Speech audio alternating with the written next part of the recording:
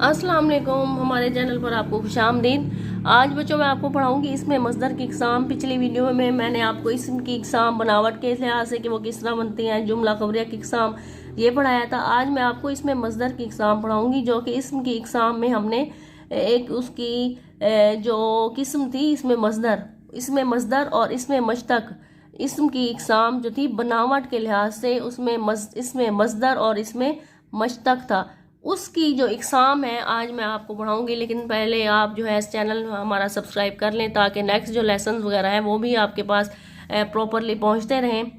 ठीक है, शुरू करते हैं। इसमें मस्दर की इकसाम। इसमें मस्दर की दर्जिल दो इकसाम होती हैं, मस्दर मारूफ और मस्दर मजहूल। ठीक है, मस्दर मारूफ देखते हैं। जिस मस्दर का फाइल मालूम हो वो मस्दर मारूफ कहलाता है। बच्चे ने तख्ती लिखी, मतलब उसका जो काम करने वाला है ना, जिसने काम किया, फाइल कहते हैं जिसपे काम हुआ हो, जो काम करने वाला वो हमें मालूम है। ठीक है, जैसे उसकी मिसाल देखते हैं, बच्चे की तख्ती लिखी, बच्चे ने तख्ती लिखी। अब देखें यहाँ पर हमें मालूम है किसने तख्ती लिखी, बच्चे ने तख्ती लिखी, हमें मालूम है ये इसका फाइल हो गया। ठीक है, अब आगे है कबूतर ने दाना खाया, किसने दाना खाया, कबूतर ने दाना खाया, तो ये जो है ये फाइल हो गया।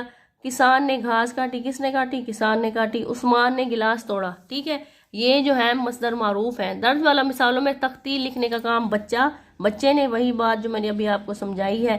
दाना खाने का काम कबूतर ने किया है। घास काटने का जो अमल है वो किसान ने सर अंजाम दिया, जबकि गिलास तोड़ने का अमल उस्मान से सरदर्द हुआ। बच्चा, कबूतर, किसान और उस्मान जो है फाइल हैं, ये सब फाइल हैं। ठीक है, अभी मैंने आपको टिक लगा के बताया था कि ये फाइल हैं। ठीक है, इन पे काम हुआ है, ये मारूफ है, मस्दर मारूफ। इन जुमलों में ये मस्दर मारूफ है। ठीक है, आगे हम पढ़ते हैं मस्दर मजहूल।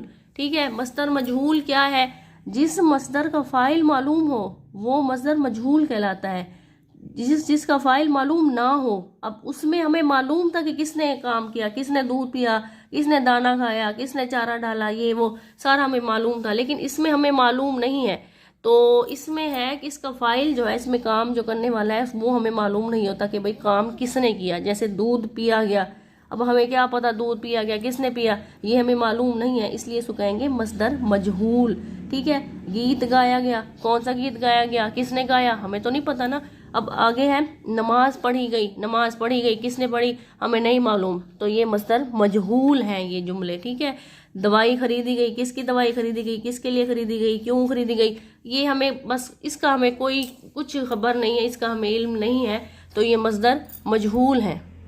अब यहाँ पर उन्होंने लिखा है कि ऊपर दिए गए जुमलों पर गौर करें तो मालूम होता है कि दूध पिया गया है, ठीक है, गीत गाया गया है, नमाज पढ़ी गई है, दवाई खरीदी गई है, लेकिन ये मालूम नहीं। अभी ऊपर मैंने आपको यही बात समझा दी है जो इन्होंने नोट में नीचे लिखी है, लेकिन ये मालूम नहीं कि दूध किसने पिया। ठीक है, हमें तो नहीं पता दूध किसने पिया, गीत किसने गाया, भाई नमाज पढ़ने वाला कौन था, दवाई कौन लेके आया, किसके लिए लेके आया, क्या है जो भी मामला है। ठीक है, इन मिसालों में जो है आप अगर देखें तो वाज़ेह होता है कि अगर किसी मस्दर का फाइल जो है उस पर जो काम करने वाला है, काम किसने किया, मतलब दूध किसने पिया, दवाई किसने ली, घास किसने काटा, हमें नहीं मालूम, तो वो जो है उसका जो फाइल हमें मालूम नहीं होता वो मस्दर मजहूल होता है।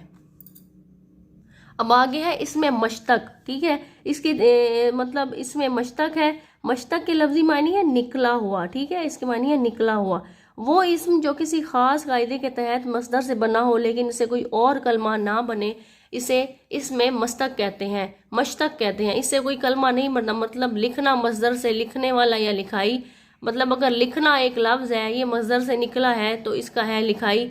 सोना मस्दर से सोया हुआ या सोएगा, मतलब अगर हमने कहा है कि भाई वो सोया है तो उसके बाद है कि सोया हुआ है या वो सोएगा या वो सोने लगा है या जो भी है, ये इसमें मश्तक जो है कहलाता है। उम्मीद करती हूँ ये शॉर्ट जो है आज का लेसन आपको समझ आया होगा। अगर आपको वीडियो पसंद आई है और थोड़ी सी भी आपको समझ आई है तो वीडियो को लाइक करें और शेयर करें। और हाँ बच्चों, आपने अगर अभी तक हमारा चैनल सब्सक्राइब नहीं किया तो अभी सब्सक्राइब कर लें ताकि नेक्स्ट जो लेसन है वो आपके पास टाइम से पहुँच सके। Thanks for watching.